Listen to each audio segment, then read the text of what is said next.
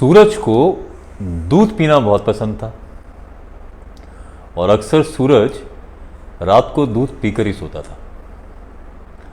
करीब से जानने वाले लोग तो ये भी कहते हैं कि सूरज जो है रात ही रात में 1 किलो तक दूध पी जाता था। दूसरी तरफ संजू को चाय पसंद तो बहुत थी,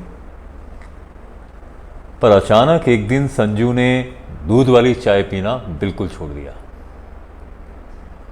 हाँ, अभी कभी कभी वो चाय पीता ज़रूर है, लेकिन चाय में दूध नहीं डालता। नमस्कार दोस्तों, किस्से का हिस्सा सीजन 2 में आपका एक बार फिर से स्वागत है। आज जो किस्सा हम आपके लिए लेकर आए हैं, उस किस्से का नाम है दूध के वो 2 पैकेट। तो चलिए सुनिए ये किस्सा और बनिए इस किस्से का हिस्सा।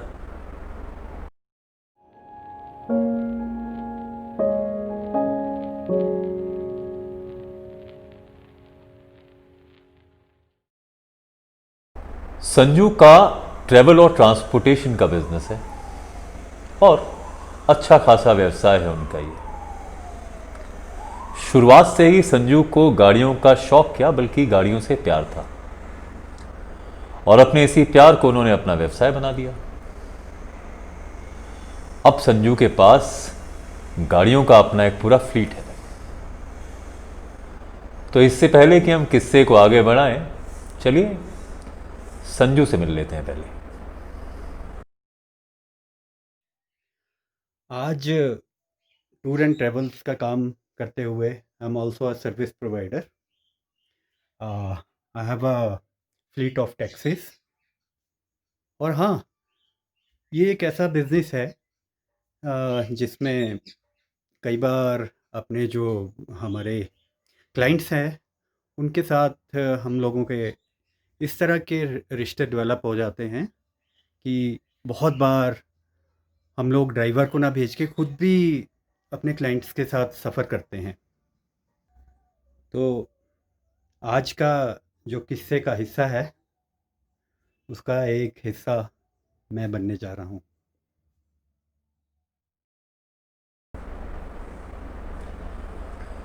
तो जैसा कि आपने सुना और संजू को देखा कि धीरे धीरे कर आज उन्होंने अपने गाड़ियों का एक व्यवसाय खड़ा कर लिया है। ट्रैवल और ट्रांसपोर्टेशन का बिजनेस जो है वो काफ़ी ट्रिकी है। यहाँ आपको डिमांड और सप्लाई के बीच में एक बैलेंस बनाकर रखना पड़ता है। तो अक्सर जो भी एफिशिएंट वेंडर्स हैं या जो भी एफिशिएंट इस बिज़नेस में लोग हैं, वो इसके लिए एक रोस्टर पे काम करते हैं, जिससे उन्हें मालूम होता है कि किस तरह की सवारियों की क्या डिमांड है और उस तरीके से वो ड्राइवर्स और गाड़ियों को इसी काम में लगाते हैं। संजू भी ऐसा ही करता है। जितनी भी गाड़ियां हैं, कौन सी गाड़ी किस क्लाइंट के पास जाएगी, कब जाएगी, कौन सी गाड़ी शहर के बाहर है, इस सब का लेखा जोखा संजू के पास रहता है। बहुत से मौक़ों पर ऐसा भी होता है कि आपके पास गाड़ियां नहीं रहती, तो फिर आप अपने दूसरे ट्रैवल पार्टनर्स के साथ किसी तरह का एसोसिएशन या गठजोड़ करते हैं ताकि सवारियों को या आपके क्लाइंट्स को दिक्कत ना हो। बावजूद उसके बहुत से मौक़ों पर आपको ना भी कहना पड़ता है। तो अक्टूबर की एक देर रात संजू को अपने क्लाइंट का फ़ोन आया, जो कि अगले दिन पालमपुर जाना चाहता था। जी हाँ, हिमाचल प्रदेश में पालमपुर नाम की एक जगह है जो कि बहुत खूबसूरत तो है ही, साथ ही यहाँ पर चाय के बागान भी हैं जो इसको और खूबसूरत बना देते हैं। और जिस क्लाइंट का संजू को फ़ोन आया वो संजू का एक रेगुलर क्लाइंट है जो कि किसी बैंक में काम करते हैं शिमला में। संजू ने रोस्टर चेक किया तो मालूम पड़ा कि उनकी सभी गाड़ियां तो क्लाइंट्स के साथ दूसरी जगहों पर पहले से ही व्यस्त हैं। फिर उन्होंने अपने दूसरे ट्रैवल पार्टनर से बात की तो मालूम पड़ा कि शायद उनके पास भी कोई गाड़ी स्पेयर नहीं है। ऐसी स्थिति में आसान रहता कि संजू ने ना बोल देते, लेकिन फिर संजू को लगा कि क्योंकि एक रेगुलर क्लाइंट है तो ना कहना शायद ठीक नहीं है। और इस क्लाइंट के साथ क्लाइंट के अलावा एक दोस्ताना रिश्ता भी था संजू का। और फिर जब उनके क्लाइंट ने उन्हें यह बताया कि पालमपुर जाना उनका बेहद ज़रूरी है क्योंकि शायद उनके फादर की तबीयत कुछ ठीक नहीं है, तो फिर संजू को लगा कि ना बोलना इस स्थिति में तो बिल्कुल भी मुनासिब ना होगा। तो ऐसे में संजू ने सोचा कि चलिए, अगर कोई ड्राइवर नहीं है तो वो खुद अपने इस क्लाइंट को पालमपुर लेके जाएंगे। जब से व्यवसाय बढ़ा था तो संजू को अपने शौक को थोड़ा पीछे छोड़ना पड़ा, क्योंकि अब ड्राइवरों और गाड़ियों की सिस्टमैटिक और रूटीन को चेक करने में वो इतना व्यस्त रहने लगे कि खुद गाड़ी चलाने का मौका ही नहीं रहा। तो उन्हें लगा चलिए, एक तरीके से ये अपने शौक को पूरा करने की बात भी हो जाएगी और दूसरा क्लाइंट को भी नहीं बोलने की नौबत नहीं आएगी।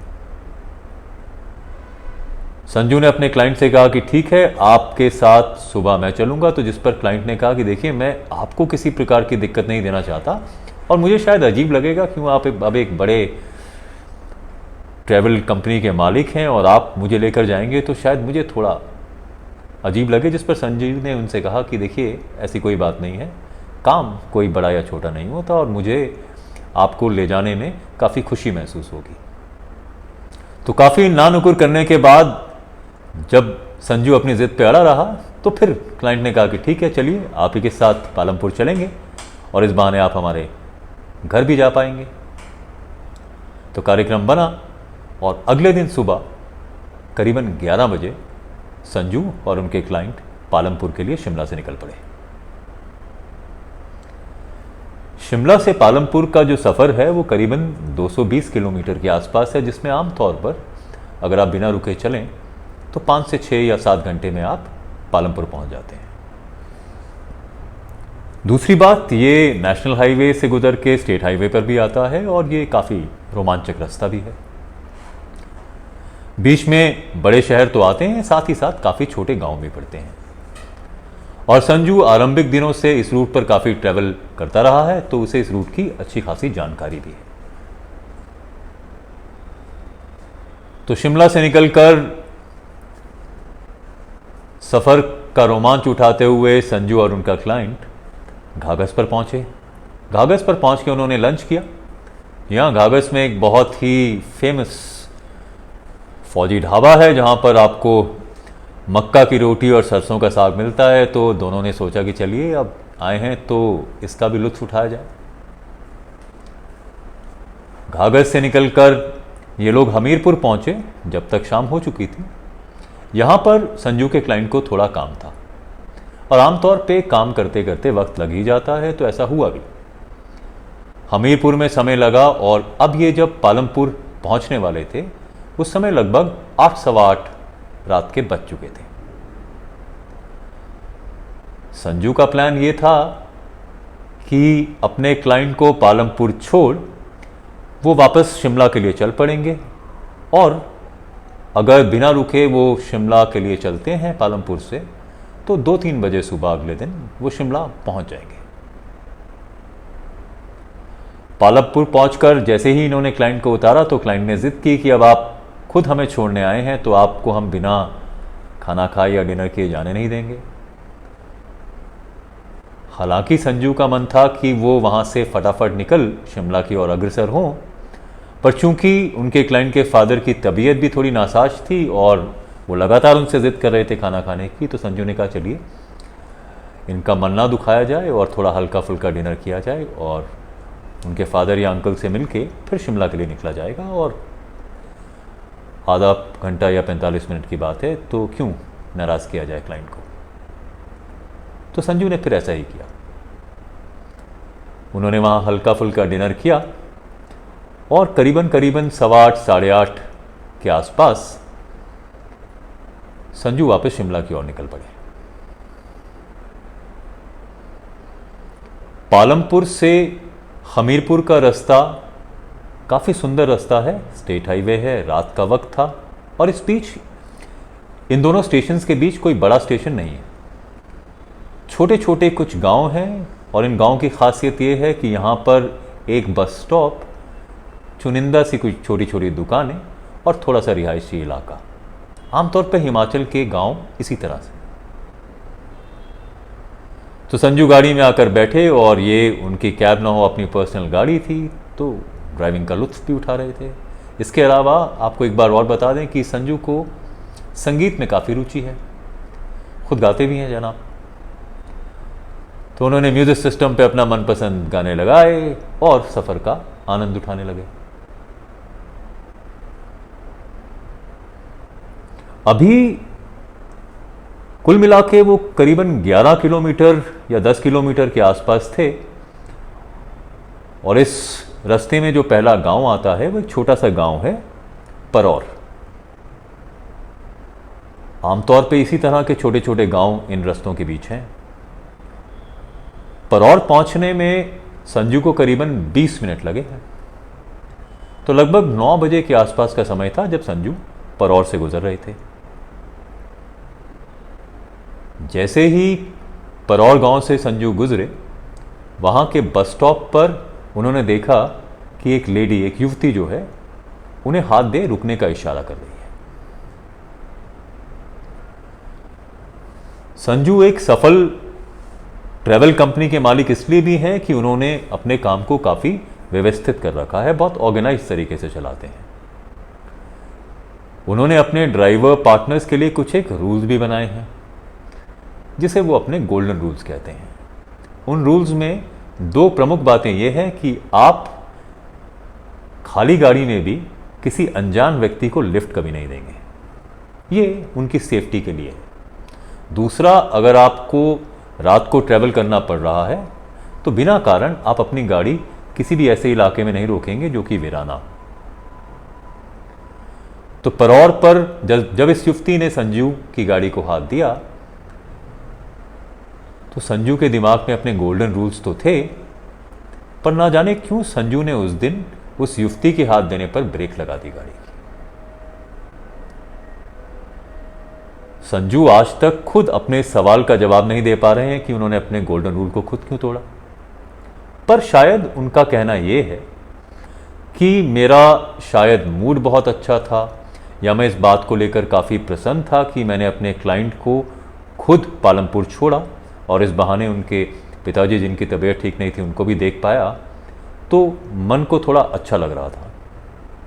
और फिर ना जाने क्यों उन्होंने गाड़ी की ब्रेक लगाई। जैसे ही उन्होंने गाड़ी की ब्रेक लगाई, बस स्टॉप से निकलकर ये युवती उनके पास आई और उसने कहा कि देखिए, मेरी बस मिस हो गई है, क्या आप मुझे लिफ्ट दे देंगे? तो उन्हें ये गांव की भली युवती लगी। तो संजू ने ज़्यादा सवाल ना पूछते उनसे कहा कि आप कहाँ तक जाना चाहती हैं? तो उन्होंने बोला कि कुछ किलोमीटर के बाद, करीबन 20-22 किलोमीटर के बाद एक गांव दरो है और उसके आसपास ही मुझे जाना है। और जैसा कि मैंने आपको बताया, संजू इस पूरे रास्ते से वाकिफ़ हैं, तो उन्हें यह भी मालूम था कि जिस गांव की ये बात कर रही हैं वो इसी रास्ते पर है, तो इसके लिए उन्हें किसी भी तरह से किसी दूसरी दिशा में या डायरेक्शन में जाने की ज़रूरत नहीं होगी। तो संजू ने युवती को इशारा किया और कहा कि आकर गाड़ी में बैठ जाइए। आमतौर पर अगर कोई युवती रात को आपसे इस तरह अनजान जगह पर लिफ्ट लेती है तो अमूमन वो पिछली सीट पर जाकर बैठ जाएगी। पर इस युवती ने आगे का दरवाज़ा खोला और संजू की साथ वाली सीट पर आकर बैठ गई।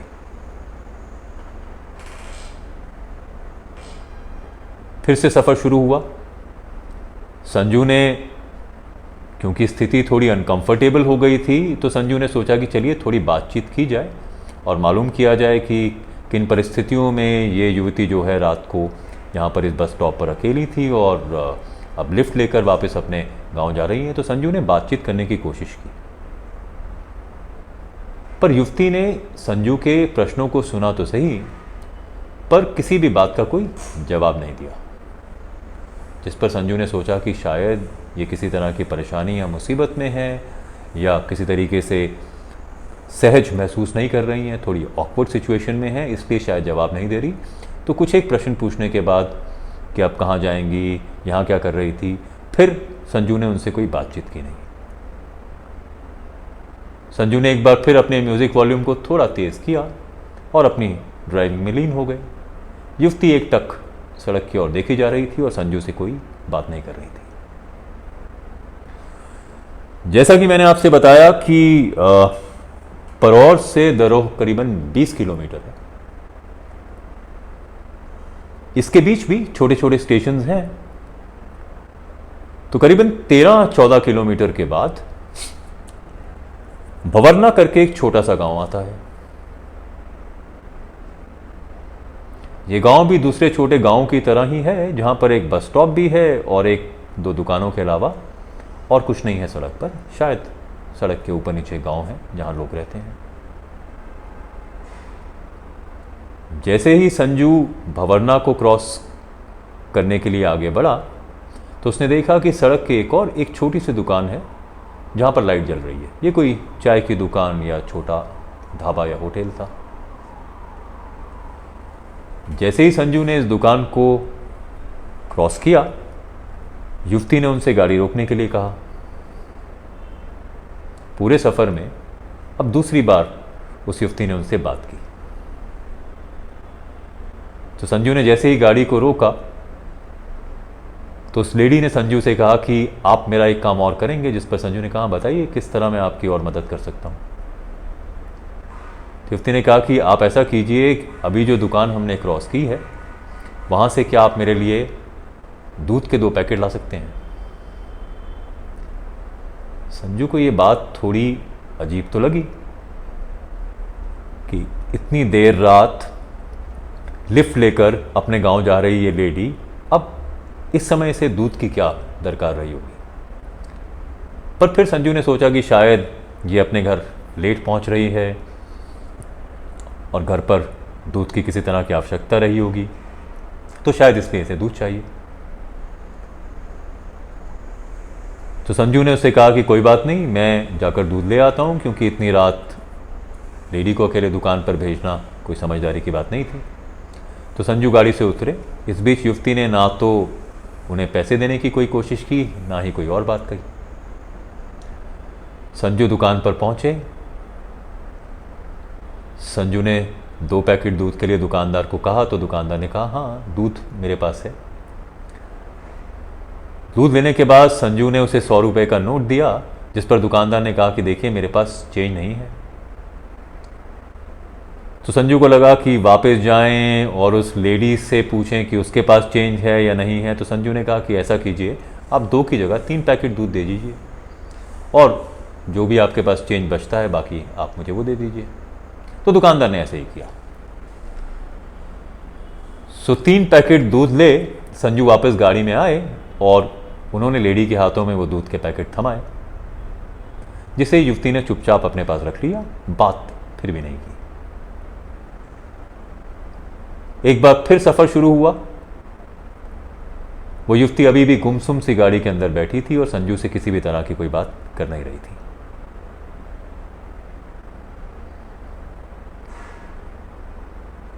अब दरोह की तरफ संजू चल पड़ा।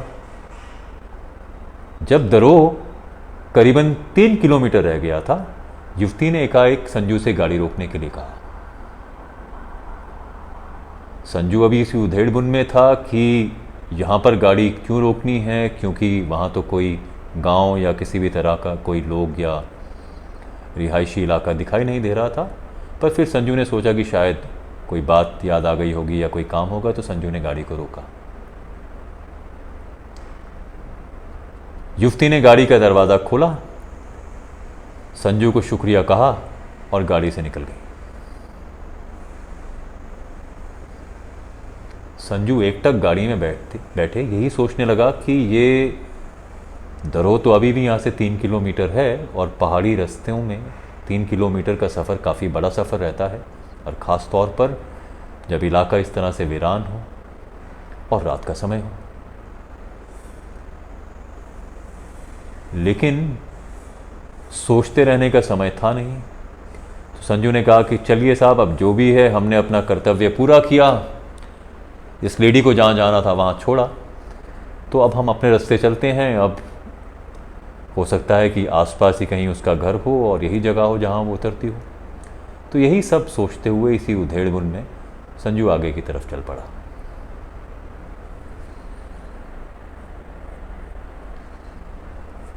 जैसे ही संजू द्रोह पहुंचा, वहां के बस स्टॉप पर एक और आदमी संजू से लिफ्ट मांगने के लिए आतुर दिखाई दिया। संजू अभी उस लेडी की उधेड़-बुन में ही गुम था और शायद कहीं ना कहीं संजू को अब थोड़ा सा डर लग रहा था कि देखिए वो युवती कौन थी, उसने कोई बात नहीं कही, दूध मंगवाया, फिर अचानक जंगल में उतर गई। तो जब आप इस तरह के विचारों के साथ ट्रैवल करते हैं तो कहीं ना कहीं आपके मन में कहीं ना कहीं कोई डर आ ही जाता है। संजू ने एक ही रात में अपने गोल्डन रूल को आज दूसरी बार तोड़ा। इस बार दरों स्टेशन पर जाकर उन्होंने फिर से गाड़ी रोक दी। इस बार जो संजू से लिफ्ट मांग रहा था वो एक अधेड़ उम्र का आदमी था, या यूं कहिए कि थोड़ा बूढ़ा आदमी था। और ठीक जिस तरह से हिमाचल के लोग ड्रेसअप करते हैं, टोपी के साथ, एक वुलन कोट के साथ, उस तरह का वो आदमी था जो बस स्टॉप पर संजू से रुकने के लिए जिसने इशारा किया। तो संजू ने उस आदमी को देखा और कहा कि बताइए अब मैं आपकी किस तरह से मदद कर सकता हूं। तो उस आदमी ने संजू से कहा कि देखिए आप मुझे मेरे गांव छोड़ देंगे क्या, क्योंकि जो पीछे से बस आती है वो बस या तो आज आई नहीं या जल्दी चली गई। तो संजू को लगा कि हाँ शायद वो युवती भी उसी बस में आने वाली थी, उसकी बस भी मिस हुई, तो हो सकता है कि ये जो वृद्ध आदमी कह रहा है इसकी बात भी उसी बस की हो। तो संजू ने कहा कि आप कहाँ जाएंगे। तो उसने कहा कि देखिए मैं थुरल गांव का रहने वाला हूँ। और संजू को मालूम था कि इस रास्ते पर जो अगला गांव पड़ता है वो थुरल है। तो संजू ने उस व्यक्ति को भी अपने साथ गाड़ी में बिठा लिया। गाड़ी में बैठते ही इस आदमी ने सबसे पहले सीट पर पड़े एक दूध के पैकेट को उठाया और संजू की तरफ देखते हुए कहा कि ये पैकेट आपने यहाँ क्यों रख रखा है। संजू को हैरत हुई। संजू ने कहा नहीं ये पैकेट तो शायद उस लेडी से छूट गया। जिस पर उस बूढ़े आदमी ने कहा कि देखिए 2 पैकेट दूध तो शायद वो ले गई होगी। ये बात सुनते ही संजू अचानक सकते में आ गया। उसे लगा कि ये बात इस वृद्ध आदमी को कैसे मालूम है कि 2 पैकेट दूध की मांग हुई थी और मैं 3 पैकेट ले आया था, और अगर 1 पैकेट यहाँ देखकर ये आदमी ये कह रहा है कि 2 पैकेट दूध वो ले गई, तो ये सब बातें ये कैसे जानता है। संजू ने उस वृद्ध आदमी से कहा कि ये आपको ये बात कैसे मालूम है। तो उसने कहा नहीं कोई बात नहीं, मुझे ऐसा लगा इसलिए मैंने ये बात कह दी, इस बात का कोई अर्थ है नहीं। लेकिन संजू को लगा कि देखिए दाल में साफ कुछ काला है, कोई ना कोई ऐसी बात ज़रूर है जो इन दोनों लोगों को जोड़ती है, या ये जो वृद्ध आदमी है इसको कुछ मालूम है जो बता नहीं रहा। तो संजू ने कहा कि देखिए आपने ये बात ऐसे ही नहीं कही होगी, इस बात का कोई अर्थ ज़रूर रहा होगा, तो आप प्लीज़ मुझे पूरी कहानी बताएं क्योंकि मैं काफ़ी चिंता में हूँ। तो इस पर उस बूढ़े आदमी ने संजू से कहा कि देखिए मैं ये चाहता हूँ कि मेरा गांव आने वाला है थुरल, तो मैं चाहता हूँ कि रात को आप आगे सफ़र ना करें, आज रात आप मेरे साथ ही रुक जाएं। संजू ने कहा कि नहीं ऐसी कोई बात नहीं है, हाँ हालांकि मेरे दिमाग में काफ़ी सारी चीज़ें दौड़ रही हैं, लेकिन मैं पूरी स्थिति नियंत्रण में हूँ पूरी तरह से, और मैं आगे ड्राइव कर सकता हूँ। जिस पर बूढ़े आदमी ने कहा कि देखिए आप मेरी बात मान जाएं, आप आके मेरे साथ रुक सकते हैं, हम गरीब लोग ज़रूर हैं लेकिन फिर भी हमारे दिल में इतनी जगह है कि हम किसी भी मेहमान की पूरी खातिर कर सकें, और ये मेरा सौभाग्य होगा अगर आप मेरे साथ आएं और रुकें।